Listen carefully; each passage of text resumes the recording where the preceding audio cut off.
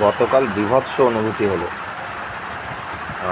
ধ্যান করতে বসেছিলাম বোধহয় 8:37 বাজে, তখন 43 মিনিটের কাছাকাছি ধ্যান করেছি।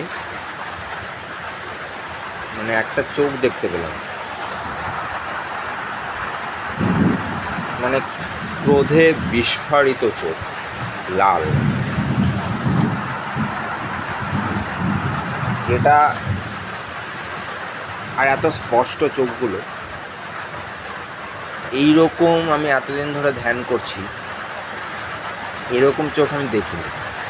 অনেক রকম চোখ দেখেছি, ভূত, প্রেত, পিশাচ, মানে যত রকমের আরও আছে। আর এগুলোকে অতিক্রম করার ক্ষমতাও রাখি আমি।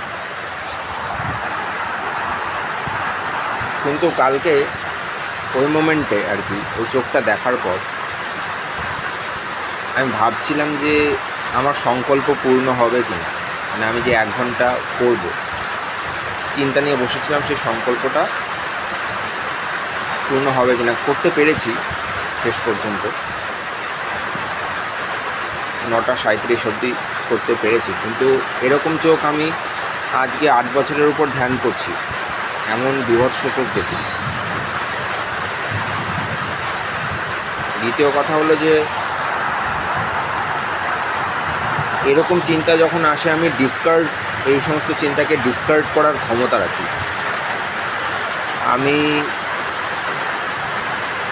মনকে চিন্তাশূন্য করার যখন ধ্যান করি বা অভ্যেস করেছি, তখন নিজের চিন্তাগুলোকে কীভাবে দমন করতে হয় সেটাও শিখেছি।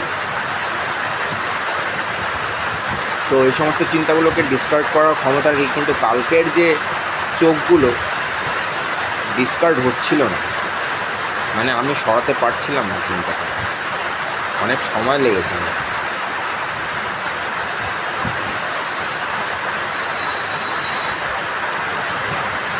বীভৎস অনুভূতি হলো কালকে। মানে 43 মিনিট পর আমি যখন এটা দেখলাম, 9:21 বাজে। দেখা যাক আজ কি হয়। জয় শিব।